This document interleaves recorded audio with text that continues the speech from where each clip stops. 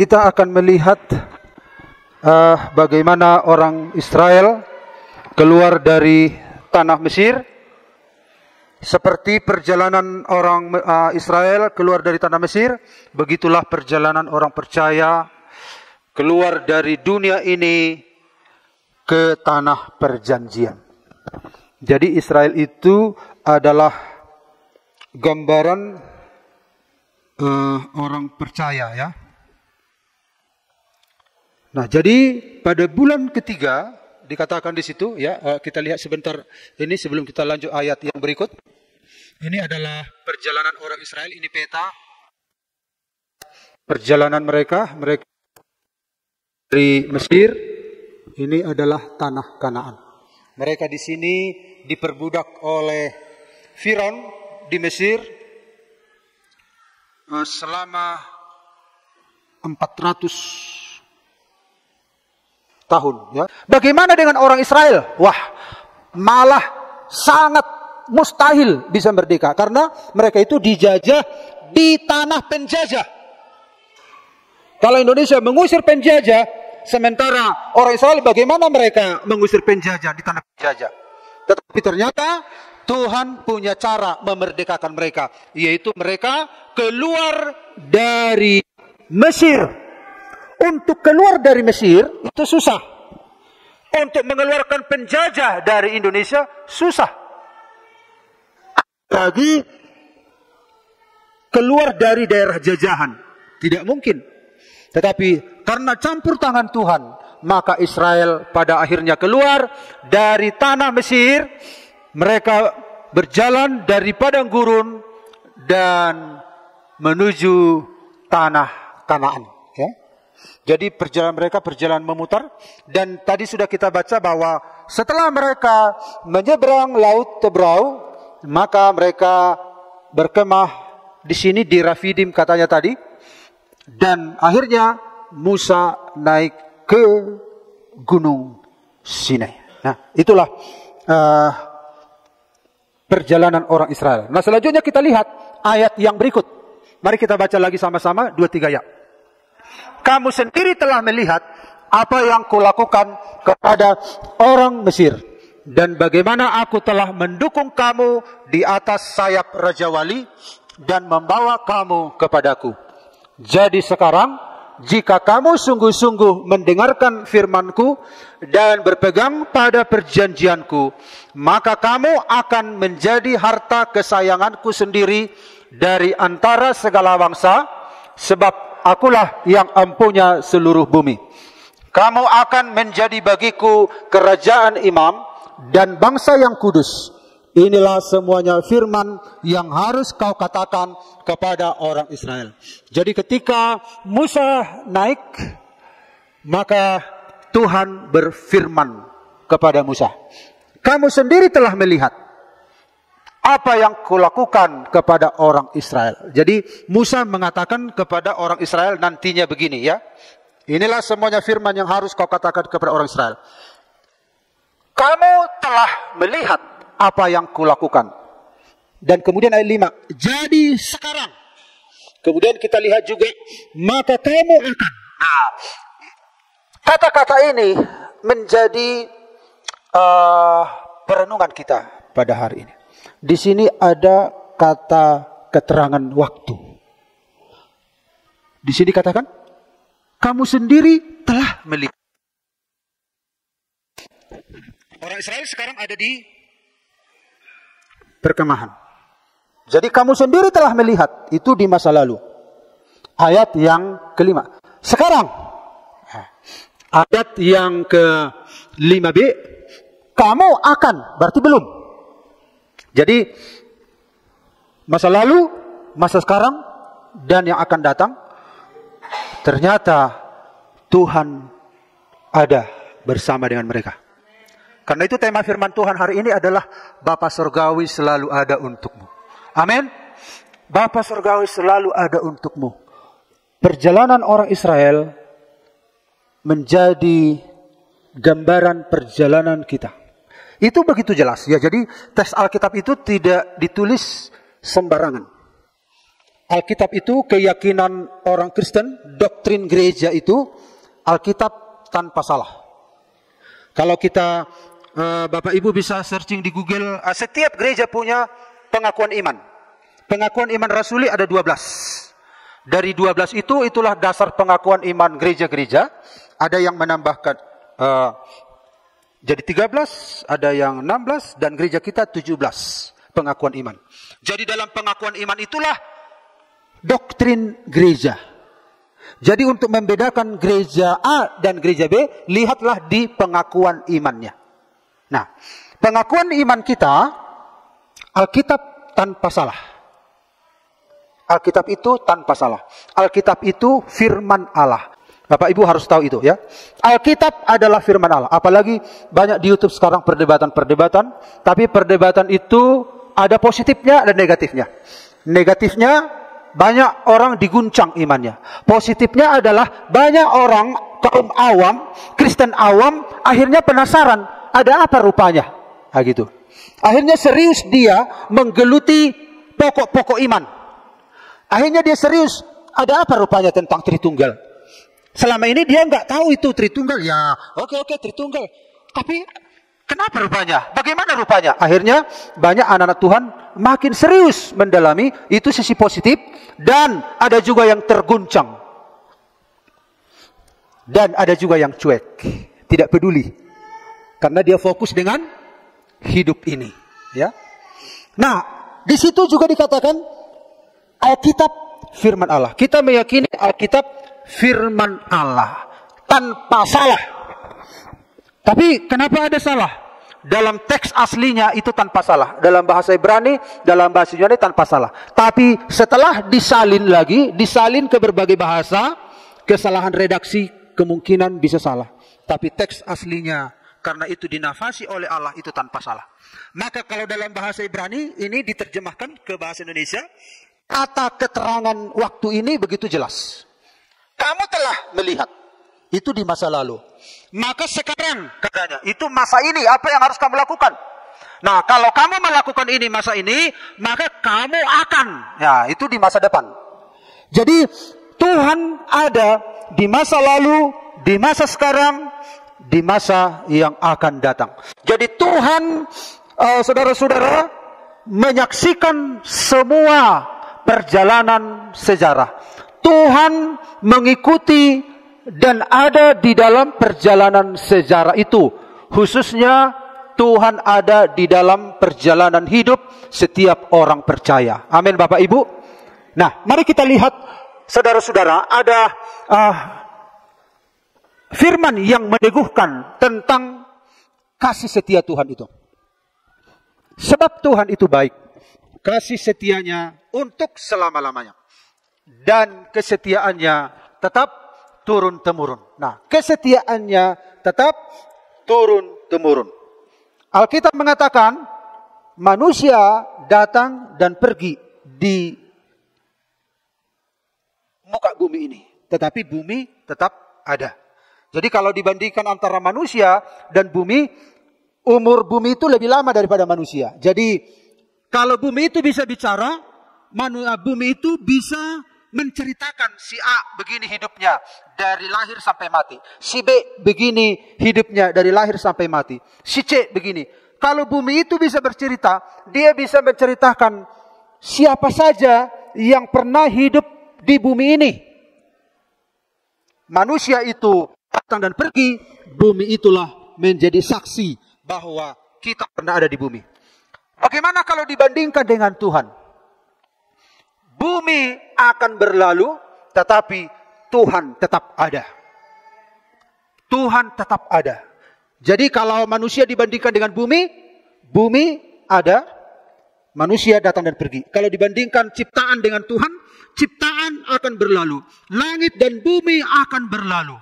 Tetapi hanya Allah yang tetap ada. Nah, jadi tidak heran kalau kita membaca Alkitab ini, aku telah melakukan banyak hal padamu di masa lalu. Sekarang juga aku ada. Dan apa yang kau lakukan di masa kini? Dan di masa yang akan datang pun aku ada di sana. Jadi, saudara-saudara, benarlah kasih setia Tuhan itu turun-temurun. Sebab kasihnya hebat atas kita dan kesetiaan Tuhan untuk selama-lamanya. Haleluya. Kesetiaanmu dari keturunan ke keturunan. Engkau menegakkan bumi sehingga tetap ada. Jadi saudara-saudara, baik bumi, baik manusia, Tuhanlah yang mengatur. Tuhanlah yang menciptakan, Tuhanlah yang mengkawal. Terlebih orang-orang manusia yang percaya kepadanya. Nah, mari kita lihat Bapak Ibu. Saya ulangi lagi tema firman Tuhan hari ini ada Bapa surgawi selalu ada untuk kita. Dia selalu ada untuk kita. Di masa lalu kita, di masa sekarang, dan di masa akan datang. Di masa lalu kita, bahkan sejak masa pembentukan kita, mengadakan kita. Dialah yang merencanakan kita. Pertama dia merencanakan kita, lalu dia mewujudkan kita, merangkai kita, menenun kita dalam kandungan ibu. Kemudian kita dilahirkan, dia terus mengkawal perjalanan kita. Dia terus ada bersama dengan kita. Tapi manusianya yang sering tidak menyadari tentang keberadaan Tuhan itu. Manusia itu jatuh dalam dosa, bukan berarti Tuhan tidak ada di situ. Tuhan ada di situ, manusia yang tidak bisa menjangkau. Manusia tidak bisa menyentuh. Maka saudara-saudara, ketika orang percaya kepada Yesus, dia dilahirkan baru. Pada waktu itulah pertama kali orang yang dilahirkan kembali mengalami realita Allah itu sendiri. Jadi saudara-saudara, seseorang tidak akan bisa mengalami realita kenyataan Allah kalau dia tidak dilahirkan kembali. Manusia mungkin beragama, percaya kepada Tuhan, Allah sang pencipta langit dan bumi. Tapi itu hanya informasi. Sama seperti Nikodemus, dia tahu tentang Allah, dia ilmu teologinya banyak. Dia seorang doktor teologi. Tetapi dia tidak mengalami realita Allah. Dia tidak mengalami kenyataan Allah. Bagaimana seseorang bisa masuk kerajaan Allah kalau realita Allah itu enggak dialami? Maka ketika dia berjumpa dengan Yesus, kau harus dilahirkan kembali. Ketika seorang dilahirkan kembali, dia mengalami Allah itu sendiri. Nah, jadi sebelum kita percaya pada Yesus pun Tuhan ada. Bahkan ketika kita melakukan pelanggaran, melakukan dosa, bahkan kita nggak percaya sama dia, bahkan ateis pun, ketidakpercayaannya kepada Allah tidak membatalkan keberadaan Allah. Dia tetap ada. Hanya manusia tidak percaya. Manusia tidak sadar. Manusia tidak tahu bahwa Allah lah sang pembentuknya. Tetapi Allah ada di sepanjang kehidupan manusia, dari A sampai Z manusia. Allah ada. Seperti orang Israel yang akan kita lihat di sini. Jadi mari kita lihat Bapak Ibu. Kamu sendiri telah melihat apa yang kulakukan kepada orang Israel. Dan bagaimana aku telah, ini ada dua telah, mendukung kamu di atas sayap Raja Wali dan membawa kamu kepadaku. Telah berarti itu masa lampau. Orang ini sedang berjalan di sana. Ini bagaikan orang Israel. Telah berarti saat ini untuk meyakini janji-janji Tuhan, kita harus melihat sedikit kaca spion, melihat ke belakang tentang bagaimana Tuhan telah campur tangan dalam hidup kita. Kenapa Bapak Ibu bisa ada hari ini? Bukankah itu campur tangan Tuhan? Sadar tidak sadar, itu campur tangan Tuhan. Mungkin dulu nyawa kita sudah hampir terancam. Dulu karena sebuah penyakit mungkin kita sudah tidak ada, tetapi hari ini kita ada. Mungkin karena kita gak punya makanan minuman, nyawa kita sudah terancam. Banyak hal yang sudah kita lalui di masa lalu. Masa kegelapankah, dosa-dosakah, Bahkan banyak kebaikan-kebaikan Tuhan di masa lalu. Tetapi kenapa kita bisa hari ini? Aku telah lihat, kamu sendiri telah melihat. Jadi Bapak Ibu kita lihat, Tuhan ada di masa lalumu.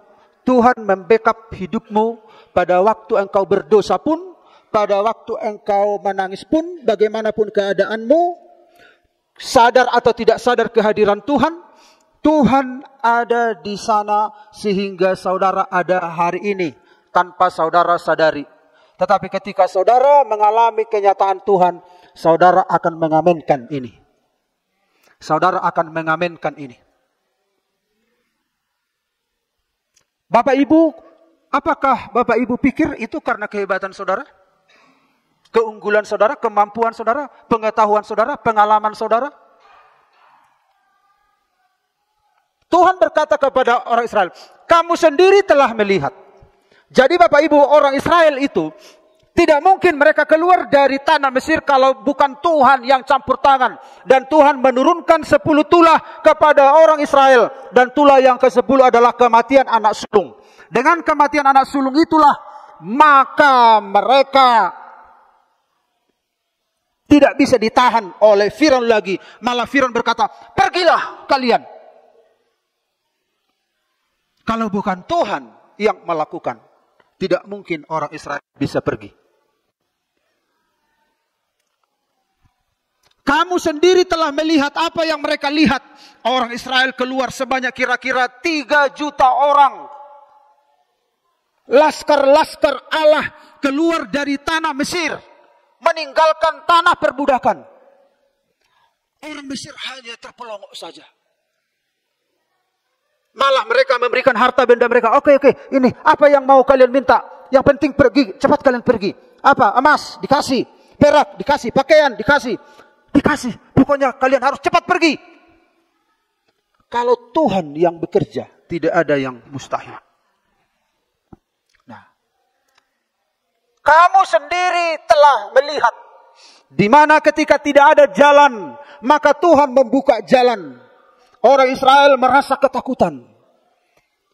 Ada padang pasir di sebelah kanan, padang pasir di sebelah kiri, dan ada musuh, yaitu tentara Firaun dari belakang. Dan di depan mereka ada lautan.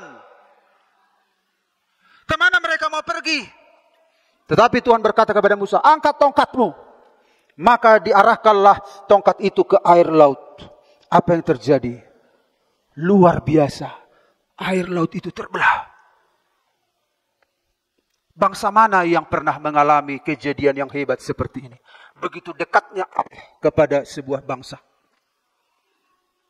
Dan orang Israel berjalan di tanah yang kering, melewati tanah yang kering di dasar laut. Tetapi ketika mereka sampai di seberang, orang Mesir mencoba mengejar, dan laut itu kembali bersatu, dan tentara Firaun mati semuanya. Kamu sendiri telah melihat apa yang kulakukan kepada orang Mesir. Dan bagaimana aku telah mendukung kamu di atas sayap Raja Wali dan membawa kamu kepadaku. Mungkin tidak sehebat ini pengalaman kita. Oh, pengalaman orang Israel ada mujizat. Pengalaman apapun itu. Sakitkah itu? Masalahkah itu?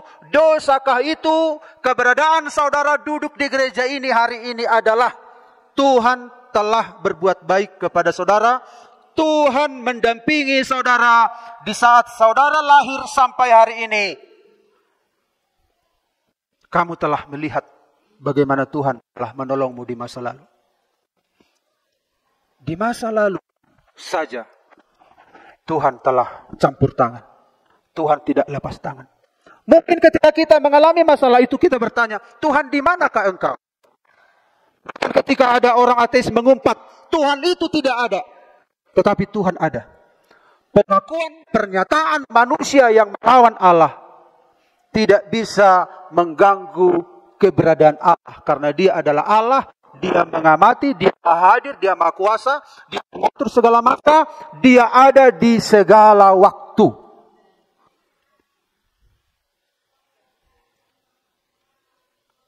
Betapa Tuhan mengasihi saudara. dan saya. Mereka berkemah. Pada waktu malam hari ada api. Tidak pernah sebuah bangsa mengalami keajaiban seperti ini. Api itu menjadi lampu bagi mereka. Kalau dulu nggak ada listrik, tapi api turun. Gak ada yang menyulut api, tapi Tuhan sendiri bagaikan api menerangi perkemahan. Dan api itu menuntun juga di perjalanan, karena mereka tidak tahu peta, mereka tidak tahu rute, tapi api itu menuntun di dalam perjalanan malam mereka. Ketika siang hari, api itu berubah jadi awan. Awan itu sekaligus menutupi mereka dari terik matahari di padang gurun. Kalau di padang gurun itu orang gampang mati. Karena apa? Panas terik. Kalau siang hari, kalau malam hari, kedinginan. Kalau siang hari, kepanasan. Tetapi api itu menerangi, menuntun, menghangatkan di waktu malam. Dan api itu berubah jadi awan, bagaikan atap menudungi mereka, meneduhkan mereka, sementara mereka berjalan di tengah padang pasir. Banyak hal yang Tuhan telah perbuat dalam kehidupan kita. Pertolongan Tuhan di masa lalu bukti bahwa Dia mengasihimu. Campur tangan Tuhan di masa lalu bukti Dia mengasihimu. Hanya Dia yang benar-benar punya keberadaan.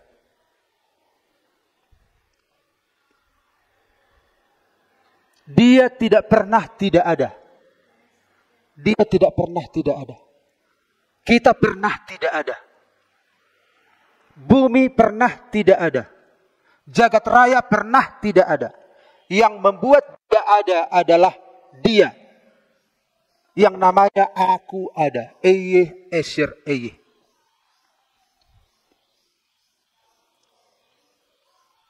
Tuhan mengasihi kita. Keberadaan kita hari ini menunjukkan bahwa Dia mengasihimu. Apapun positif atau negatif, keberadaan saudara hari ini membuktikan bahwa Tuhan campur tangan di masa lalumu hingga saat ini. Tujuan penyelamatannya bukan sekedar kebebasanmu, tetapi membawa lebih dekat padanya. Membawamu lebih dekat kepadanya. Tuhan tidak hanya ingin membebaskan orang Israel dari perbudakan, setelah bebas ya bebas, suka-sukanya tidak. Tetapi tujuan Tuhan membebaskan Israel adalah untuk beribadah kepadanya. Tujuan Tuhan menolong kita di masa lalu bukan hanya sekedar menolong saudara dari ekonomi, membebaskan saudara dari sakit, hibur saudara ketika berduka cita. Tuhan membebaskan saudara campur tangan di masa lalumu. Tujuannya adalah untuk membawa saudara lebih dekat padanya. Karena kita sudah jauh dari Tuhan. Kita bagaikan domba yang tersesat. Kita tidak bisa mencari jalan keluar. Apakah itu karena kesalahan kita? Apakah karena itu karena orang lain? Apakah karena kuasa kegelapan? Tidak peduli apa yang menjadi penyebabnya. Yang jelas keberadaan saudara hari ini ada campur tangan Tuhan. Dan Tuhan menolong saudara di masa lalu hingga duduk hari ini. Tujuannya supaya kita lebih dekat padanya. Amin. Bukan sekedar membebaskan saudara dari sakit. Bukan sekedar membebaskan saudara dari kuasa kegelapan. Bukan sekedar memenuhi kebutuhan saudara. Tujuannya adalah supaya saudara dan saya dekat padanya. Firaun tidak ingin orang Israel bebas dari Mesir. Musa sudah berkali-kali mengatakan, izinkan kami pergi untuk beribadah kepada Allah kami. Tujuannya adalah dekat pada Tuhan. Tujuan Tuhan untuk segala sesuatunya itu supaya kita kembali kepada Tuhan. Makanya Dia terus mengkawal perjalanan hidup kita. Engkau adalah bukti hidup bahwa kesetiaan Tuhan itu nyata. Kesetiaan Tuhan itu nyata. Saudara dan saya lah bukti hidupnya. Ada seorang anak Tuhan pernah bermimpi.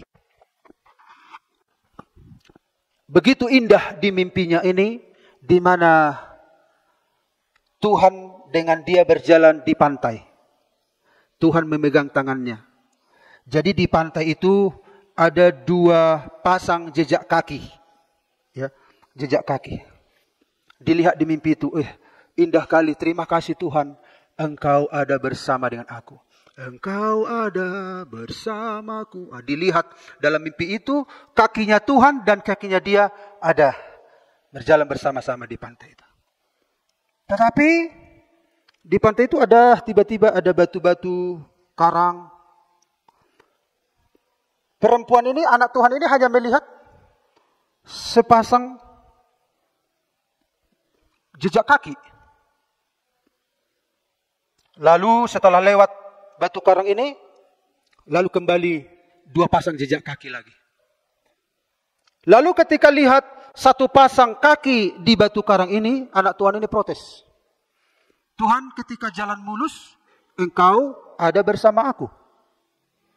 Tapi ketika aku di jalan susah, Engkau kemana? Yang kulihat hanya sepasang jejak kaki. Hanya aku yang kau izinkan berjalan di situ. Tapi setelah masa-masa sulit itu lewat, Engkau kembali kelihatan. Kembali 2 pasang jejak kaki. Kemana kau ketika aku dalam kesulitan? Lalu Tuhan menjawab. Ketika di masa-masa senang, engkau berjalan bersama dengan aku, engkau melihat ada 2 pasang jejak kaki, kakimu dan kakiku. Di tengah-tengah kesulitan, engkau melihat hanya 1 pasang kaki. Kamu tahu enggak? Itu bukan jejak kakimu. Itu jejak kakiku. Lalu kemana aku pada waktu itu? Aku menggendong kamu. Aku menggendong kamu. Karena kamu tidak bisa, kakimu tidak tahan menginjak jalan-jalan sulit itu. Aku di sana menggendong kamu. Tapi ketika lewat jalan sulit itu, kita bersama-sama. Jangan pikir di jalan sulit itu, engkaulah yang melaluinya dengan kekuatanmu. Justru aku ada di sana menggendong kamu. Karena aku tahu engkau tidak bisa melaluinya. Akhirnya anak Tuhan ini terbangun. Dia menangis. Kita pikir Tuhan tidak ada. Tapi Tuhan ada bersama. Bahkan di masa-masa sulit dalam hidup kita. Bahkan ketika kita tidak menyadari ada Tuhan. Bahkan ketika kita melakukan dosa. Semuanya itu ada dalam pengamatan Tuhan. Dan keberadaan saudara hari ini. Bukti hidup bahwa Tuhan mengasihi saudara dan saya. Amin. Tuhan ada di masa lalu saudara. Dan kita lihat yang berikut. Jadi sekarang. Jika kamu sungguh-sungguh mendengarkan firman-Ku. Dan berpegang pada perjanjian-Ku. Maka kamu akan menjadi harta kesayangan-Ku sendiri. Dari antara segala bangsa. Sebab akulah yang empunya seluruh bumi. Jadi sekarang. Masa lalu sudah lewat. Tuhan ada. Sekarang juga Tuhan ada. Hari ini Tuhan ada. Apa yang menjadi pikiran Bapak Ibu, masalah Bapak Ibu sekarang.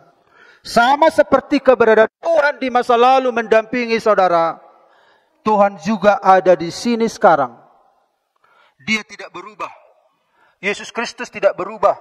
Dulu, sekarang, sampai selama-lamanya. Jangan berpikir Tuhan itu hanya ada di masa lalu.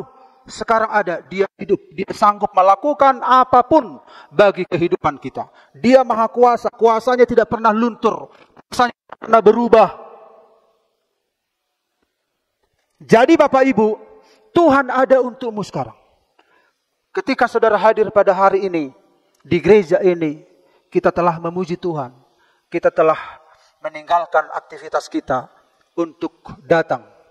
Saudara menjumpai Tuhan yang benar-benar ada. Sekarang dia ada di tengah-tengah kita. Dia bisa disentuh. Kalau saya seringkali memberikan gambaran Allah itu ini bumi, Allah itu ada di sana jauh gitu, tapi itu hanya sekedar ilustrasi. Tapi ketika manusia jatuh dalam dosa, Allah itu bukannya jauh ke sana. Tuhan ada, menguasai segala sesuatu, tapi tidak bisa diakses, tidak bisa disentuh. Bukan berarti Tuhan meninggalkan bumi. Kita nggak bisa mengakses dia. Makanya Rasul Paulus berkata, mudah-mudahan kamu bisa menyentuhnya. Ilmuwan juga, saudara-saudara, kalau kita lihat ilmuwan itu, ya, memang tidak lengkap penjelasannya nanti. Ini kalau dipotong-potong ini terus sekecil-kecilnya, ini nggak hilang. Sampai kecil makin kecil, atau rambut lah. Dibelah terus sampai jutaan belahan, potongan. Dia nggak hilang, hanya berubah bentuk. Itu saja tidak hilang, apalagi Allah. Jadi yang membentuk ini, ilmuwan berkata, harus ada keberadaan yang membuat ini terwujud. Yang membuat ini terwujud, harus ada yang membuat, yaitu sesuatu yang tidak bisa diilmiahkan. Itulah Tuhan. Tuhanlah yang membentuk ini. Tidak ada sesuatu yang terbentuk kalau bukan Tuhan yang membentuk. Segala sesuatu benda yang ada di sini, bahkan hidup kita, Tuhan yang memungkinkan itu berbentuk.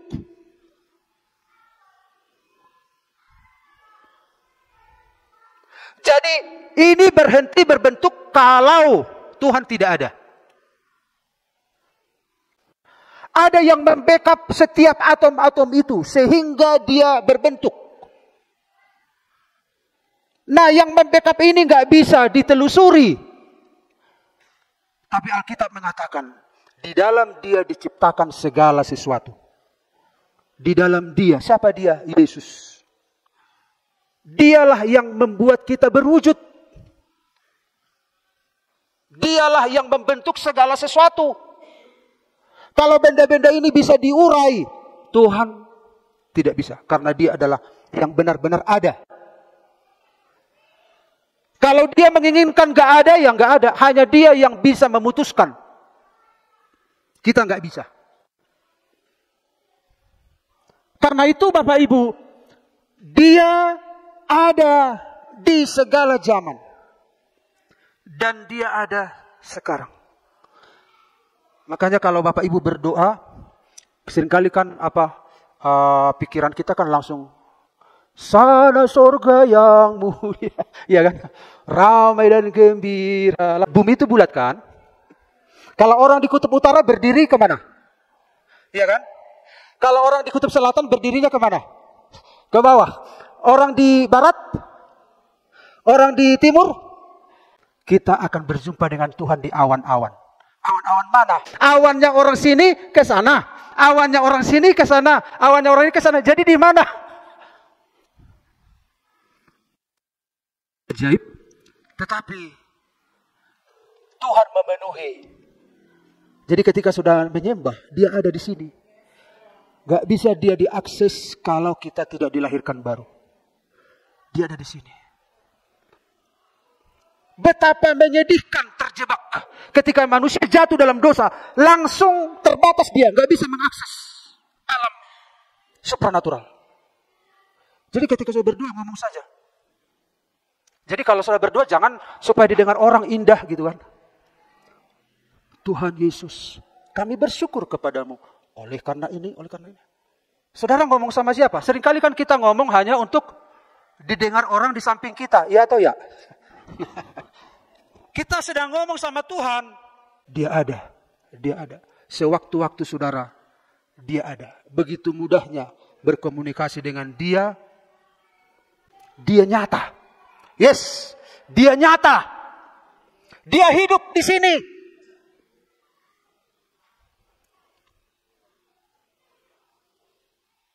Kapan saja saudara bisa? Karena darah Yesus sudah menghubungkan kita dengan dia. Bukan jauh di sana. Dia yang memenuhi jagat raya. Memenuhi setiap sel-sel yang ada. Bahkan di dalam tumbuh-tumbuhan, dia tidak dibatasi oleh apapun.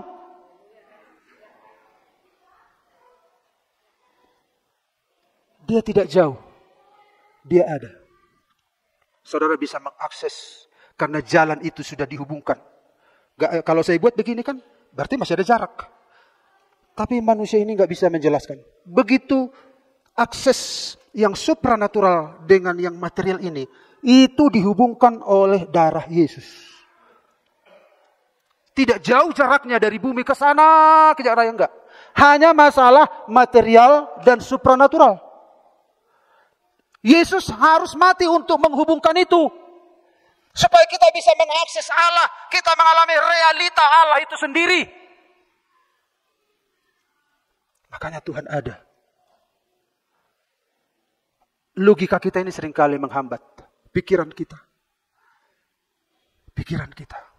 Bagaimana masuk untuk kerajaan Allah, kata Nikodemus. Engkau harus dilahirkan kembali. Selama ini Nikodemus hanya info tentang Allah.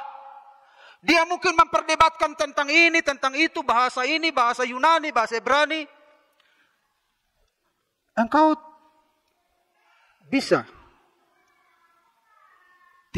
Engkau tidak tahu datangnya dari mana angin. Tapi engkau kan bisa merasakan, katanya. Begitu juga orang yang dilahirkan kembali. Kita nggak bisa menjelaskan, tapi saudara bisa.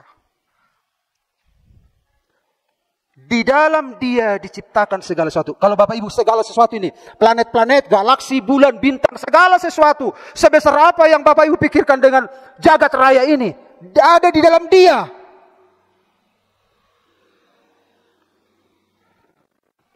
Kalau ada orang membahas bahwa di ujung jagat raya adalah ruang hampa, ruang kosong, enggak, katanya. Segala sesuatu ada keberadaan Allah. Amin. Saudara dekat dengan dia. Saudara begitu mudah karena darah Yesus sudah menghubungkannya. Dosa itu membuat kita tidak bisa mengakses Allah itu. Sekarang, satu waktu ada seorang anak dibacakan oleh bapaknya cerita. Dijemput dari sekolah, diantar, ditemani, sampai waktu mau tidur pun dibacakan, akhirnya anaknya tertidur baca dongeng. Lalu makin besarlah anak ini.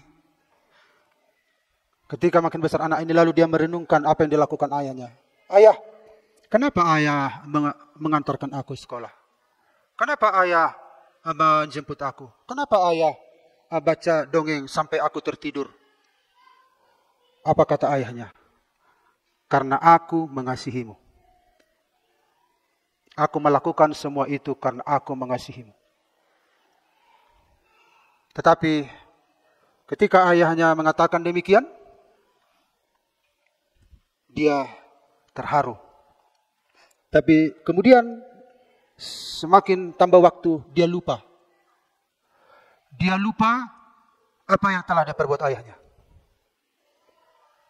Kemudian dia pergi jauh. Dia pergi jauh, lalu ditulis surat. Satu waktu. Karena anak ini melakukan hal-hal yang melukai orang tuanya.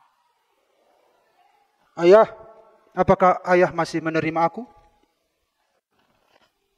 Waktu itu masih tidak ada transport selancar sekarang. Aku akan naik kereta api. Ayah, yakinkan aku bahwa engkau mengampuni aku. Lalu apa yang terjadi?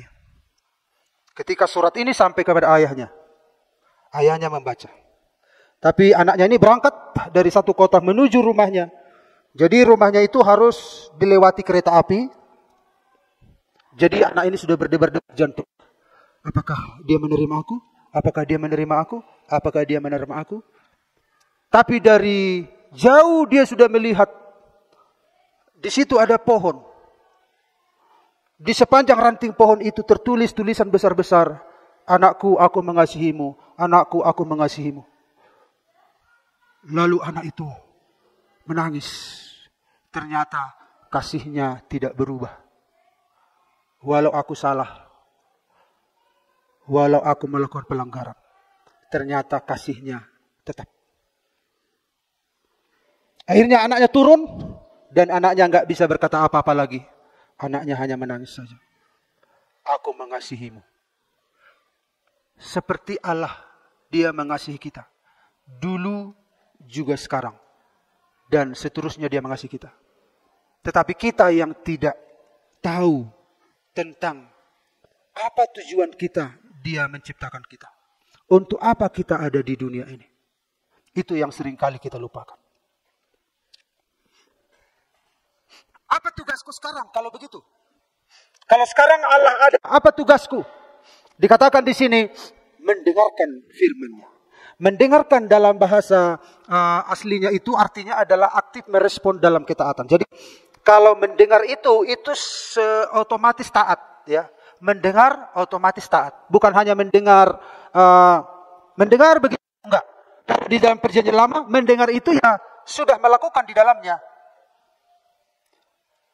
Jadi kalau tidak melakukan berarti belum mendengar. Itu maksudnya dalam perjanjian lama. Kalau belum melakukan, kalau belum taat berarti belum dengar. Enggak, ku dengarnya. Nah, katanya. Tapi enggak. Jadi ketaatan itu identik dengan mendengar dalam perjanjian lama. Dengarlah. Maulah Bapak Ibu Saudara terkasih, saudara dan saya dengar firman, responi dalam ketaatan. Amin. Karena Tuhan ada sekarang bersama dengan kita. Tuhan ingin menuntun kita. Ingin memperlihatkan hal-hal yang terbaik. Oh haleluya. Di sepanjang perjalanan hidup kita. Tuhan itu tidak kekurangan kuasa. Tuhan itu tidak kekurangan cara menolong kita. Mungkin kita berpikir, mungkinkah aku kan sedang begini? Mungkinkah Tuhan tolong aku? Aku kan sudah rusak. Mungkinkah Tuhan memberikan kemuliaan, hal-hal yang positif, hal-hal yang besar? Tidak ada yang sukar bagi Tuhan. Tidak ada yang sukar bagi Tuhan. Dia sanggup melakukan segala sesuatu dengan caranya. Dia tidak kekurangan cara untuk membalikkan keadaan kita. Urusan Tuhan untuk bagaimana caranya? Urusan kita, dengarkan firman-Nya. Dengarkan itu berarti responi dalam ketaatan.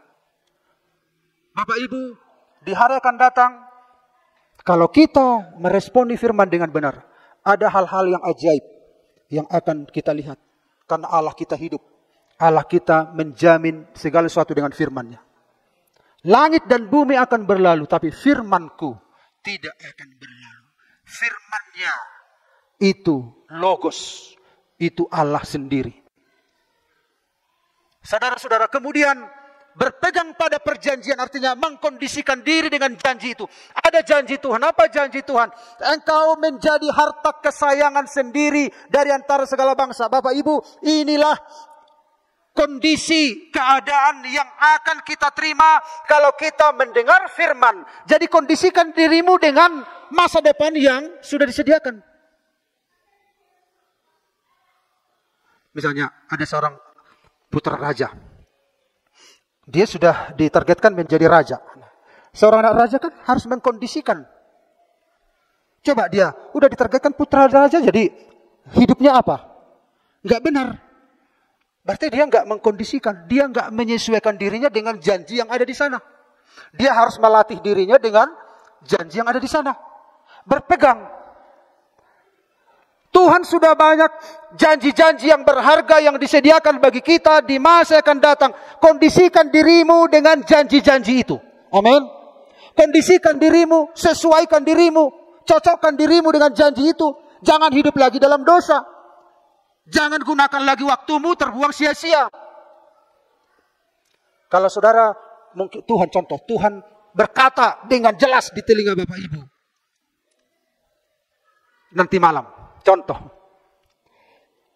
besok jam 5 kau akan mati. Gimana reaksi Bapak Ibu? Apa yang Bapak Ibu mau lakukan? Pak Tawar bilang, yes.